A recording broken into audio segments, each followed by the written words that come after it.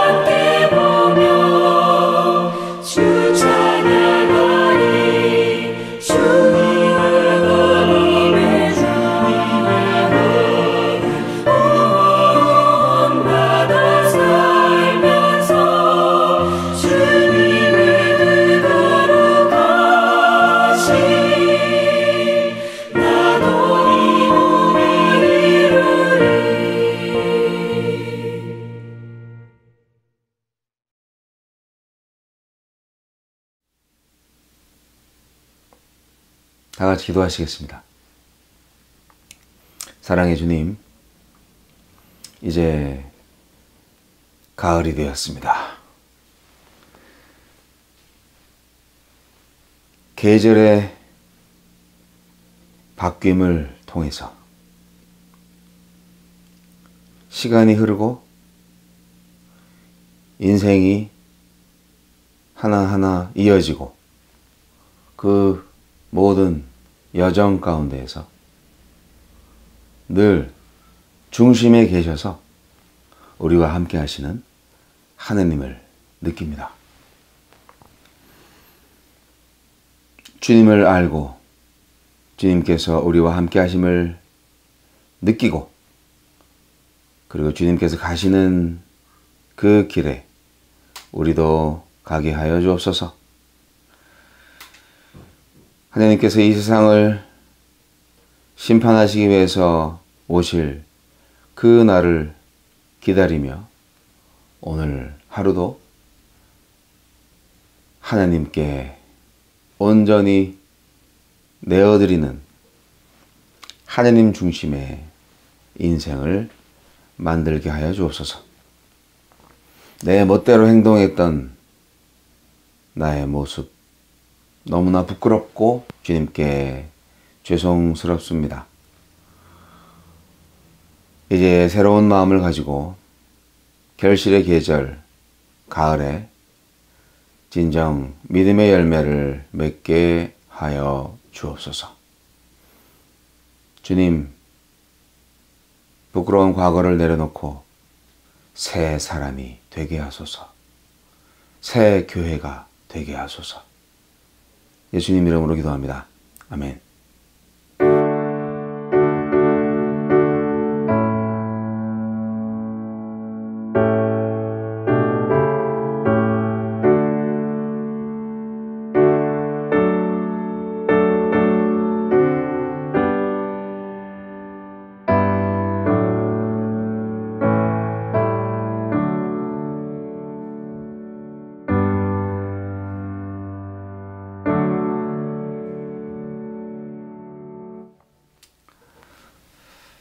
다시 한번 헌신의 마음을 담아서 찬송하겠습니다.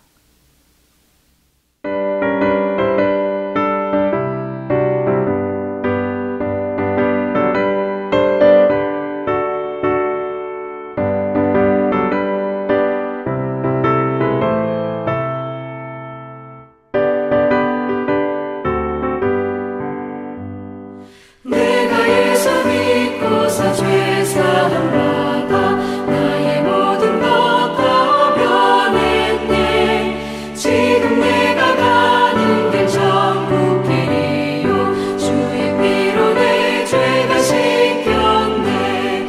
나의 모든 것 변하고 그 피로 구속받았네. 하나님은 나의 구원 되시오니 내게 정죄함 없겠네.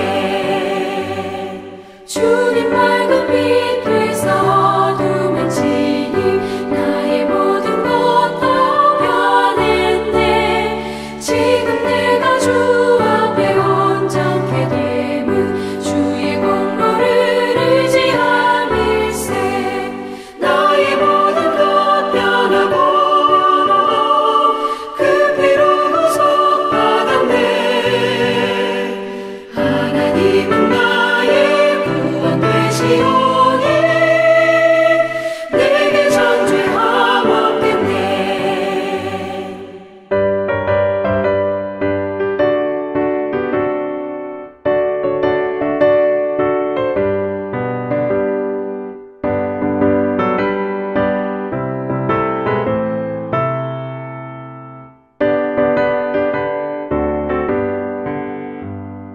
내게 성령이 임하고 그 크신 사랑 나의 맘에 가득 채우며 모든 공포 내게서 물리치시니 내 맘 항상 주 안에 있겠네. 나의 모든 것 변하고 그 피로 구속받았네. 하나님은 나의 구원 되시오니 내게 정죄함 없겠네.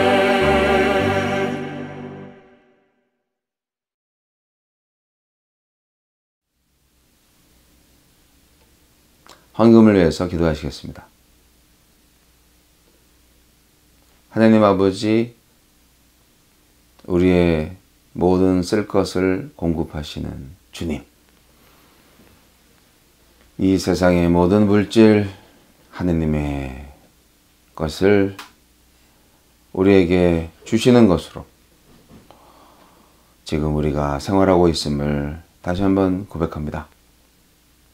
아무리 가져도 가지고 또 가져도 결국 하나님의 나라에 갈 때는 빈손으로 갈 것을 깨닫게 하여 주시고, 이 세상에서 사는 동안 물질을 통해서 하나님께 영광 돌릴 수 있는 복된 인생을 살게 하여 주시옵소서. 우리가 드리는 주일헌금, 감사헌금, 11조헌금, 많은 작정 헌금들을 주님 믿음의 예물로 받아 주시기를 소원합니다.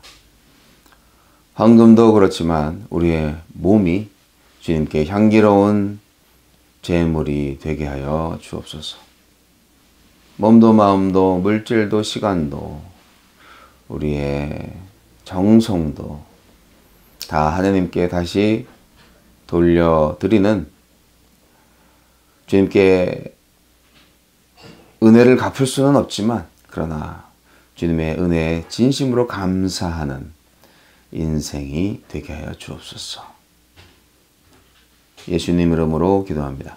아멘.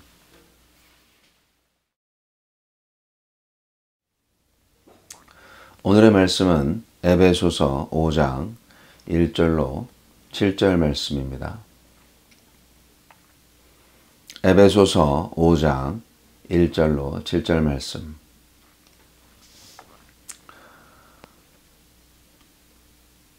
그러므로 사랑을 받는 자녀같이 너희는 하나님을 본받는 자가 되고, 그리스도께서 너희를 사랑하신 것 같이 너희도 사랑 가운데서 행하라. 그는 우리를 위하여 자신을 버리사 향기로운 제물과 희생 제물로 하나님께 드리셨느니라. 음행과 온갖 더러운 것과 탐욕은 너희 중에서 그 이름조차도 부르지 말라. 이는 성도에게 마땅한 바니라. 누추함과 어리석은 말이나 희롱의 말이 마땅치 아니하니 오히려 감사하는 말을 하라. 너희도 정녕 이것을 알거니와 음행하는 자나 더러운 자나 탐하는 자 곧 우상 숭배자는 다 그리스도와 하나님의 나라에서 기업을 얻지 못하리니, 누구든지 헛된 말로 너희를 속이지 못하게 하라. 이로 말미암아 하나님의 진노가 불순종의 아들들에게 임하나니, 그러므로 그들과 함께하는 자가 되지 말라.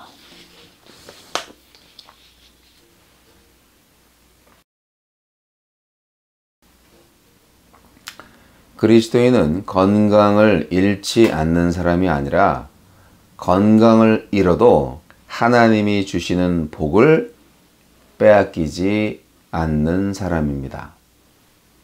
건강에 문제가 생기고 경제적인 손해를 입어도 하나님과의 인격적인 만남과 관계는 끊어지지 않는다는 말입니다. 그리스도인은 수명이 짧은 행복과 함께 언제나 수명이 긴 행복을 추구합니다.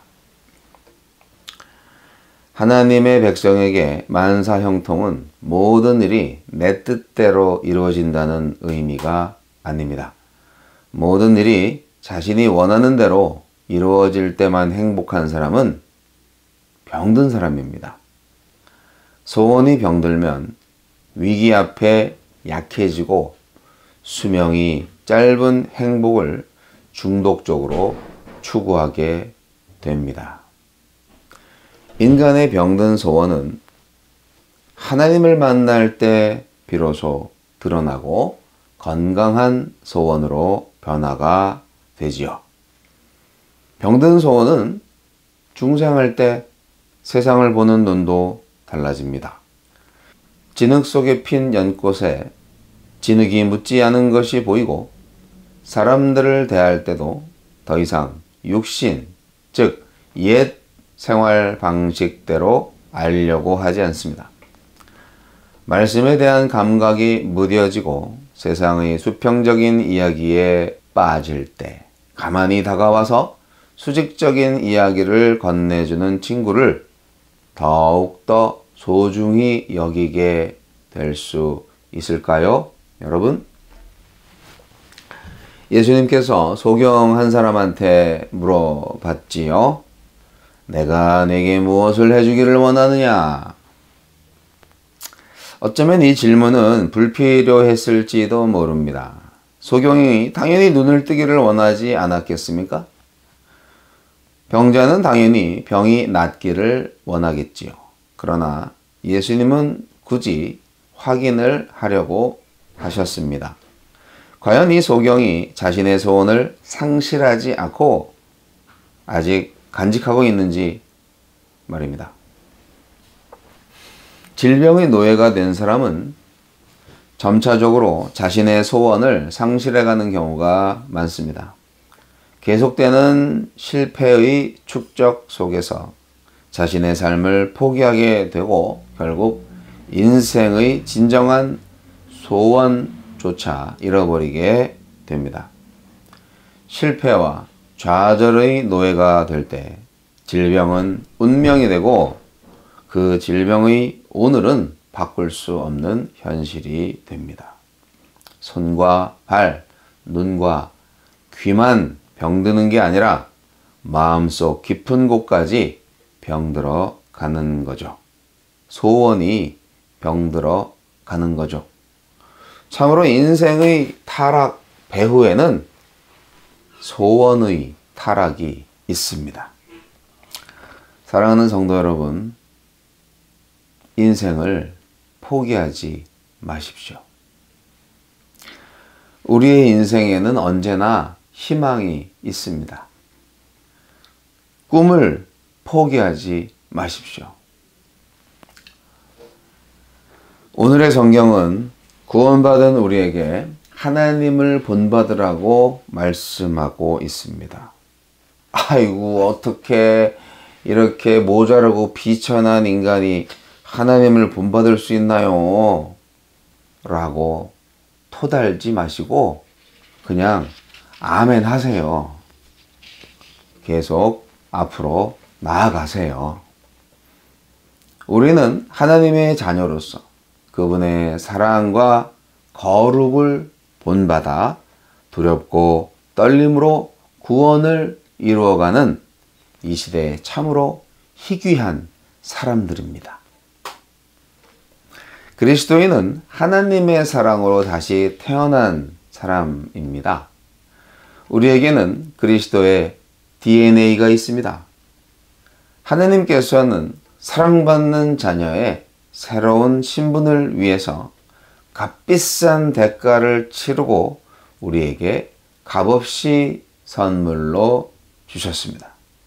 그러니 우리는 이 은혜를 품고 살아야 하고 하나님을 본받아야 합니다. 어떤 삶이 은혜에 합당한 거룩한 삶인가요? 무엇을 본받아야 할까요? 그리스도께서는 우리를 위해 목숨을 버리는 사랑, 자신을 향기로운 제물로 드리는 사랑을 하셨습니다. 이 사랑이 오늘 나를 있게 했고 세상에 구원을 가져왔습니다. 사랑의 아들의 형상을 본받는 것, 이것이 새 창조의 목표입니다. 뭘 본받아야 되냐? 우리는 하나님의 사랑을 본받아야 합니다. 그리스도께서 값비싼 은혜를 값없이 주신 것은 주님의 거룩하심을 본받게 하려 하심입니다. 하나님의 사랑을 본받아야 하고 거룩하심을 본받아야 합니다. 음행과 더러운 행위, 탐욕은 입에조차 담아서는 안 되며 어리석고 상스러운 농담 또한 멀리해야 합니다. 섹시함이 선망이 되고 부자 되세요가 인기 있는 인사가 되는 세상에서 우리에게는 구별된 거룩함이 있어야 합니다. 여러분, 하나님의 진노를 기억하십시오. 음란과 탐욕으로 행하는 자가 하나님의 나라에서 기업을 얻지 못한다는 것은 분명하고 엄중한 경고입니다. 행함 없이도 구원을 받을 수 있다 라는 헛된 말에 속지 마세요. 죄를 대수롭지 않게 여기게 하고 거짓 위안을 주는 교훈을 뿌리쳐야 합니다. 하나님의 자녀라면요, 하나님의 두려운 진노를 기억해야 합니다. 예상해야 합니다. 예배당을 부지런히 드나드는 것이 구원을 보장하지 않습니다. 기독교 교리에 수긍하고 인정하는 것이 진노를 피하는 안전판이 될 수도 없습니다. 그리스도를 믿음은 그를 본받으며 그를 따르며 그분의 삶을 살아가는 것입니다. 오늘 바울 사도를 통해서 에베소 교회와 같은 오늘날 우리에게 하나님께서 말씀하고 계십니다. 하나님께서 주신 사랑이 제대로 열매 맺을 수 있도록 믿음으로 응답하시지 않겠습니까? 하나님을 본받으십시오. 하나님의 사랑과 거룩을 본받으십시오. 그리스도께서 우리를 사랑하신 것 같이 우리도 서로 사랑하십시다. 그리스도께서 우리를 위해서 자신을 버리셔서 향기로운 제물이 되고 희생 제물이 되신 것처럼 우리도 다른 사람들을 위해서 나 자신을 버리고 하나님 앞에 향기로운 제물이 되고 희생 제물이 되십시다. 우리는 사랑의 빚진 자입니다. 베드로가 예수님한테 물었죠. 형제가 내게 범죄하면 몇 번이나 용서하여 주리이까? 예수님께서 대답하셨죠. 70번씩 7번이라도 할지니라.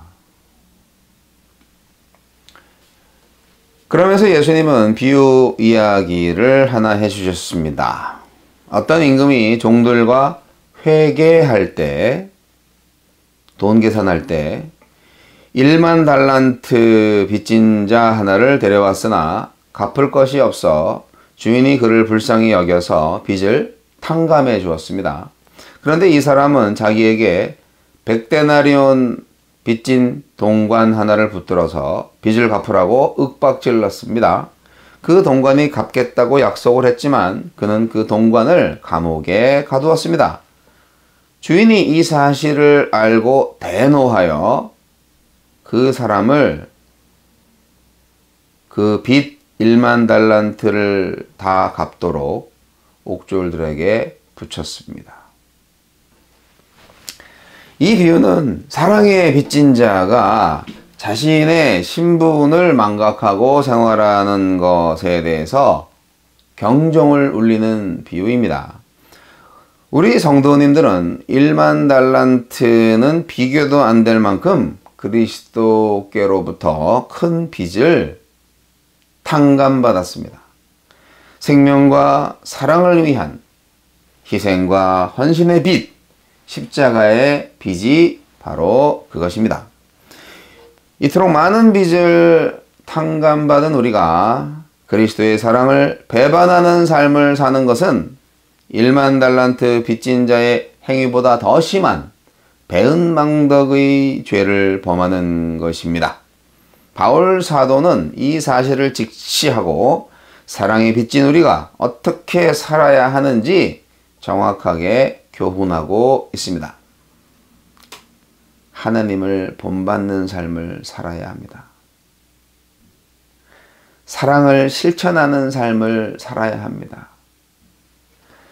감사의 말을 하는 삶을 살아야 합니다.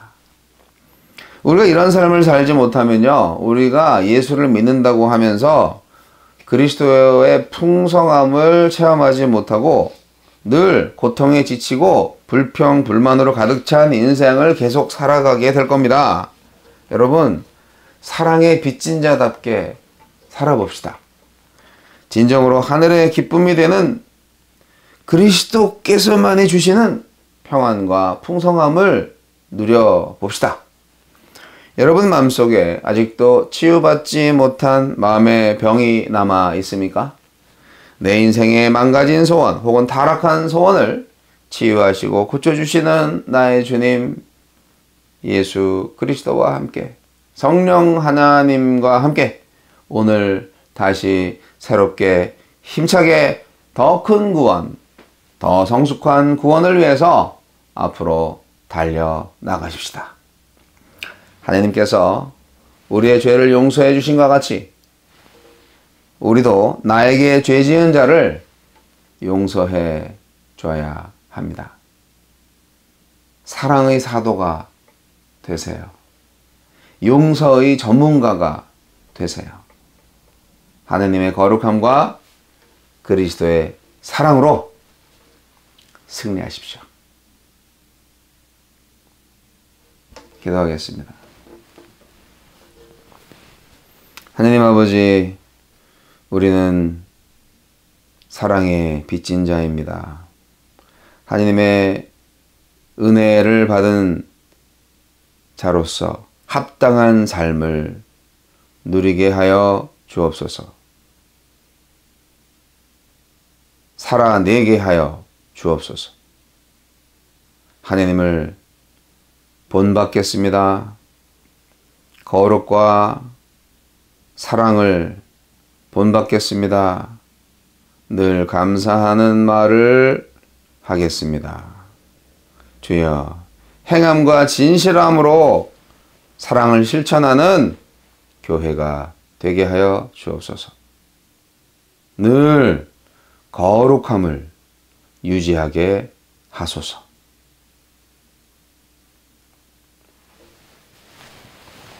지금은 우리 주 예수 그리스도의 은혜와 하느님 아버지의 극진하신 사랑과 성령님의 감화감동 교통의 역사하심이 거짓과 음행을 버리고 하느님의 은혜에 합당한 인생, 사랑의 빚진 자로서 살아가기로 새롭게 결단하는 하느님의 백성들, 주님의 종들 머리 위에 이제부터 영원까지 함께 하시기를 우리 구주 예수 그리스도 이름으로 간절히 축원하옵나이다. 아멘.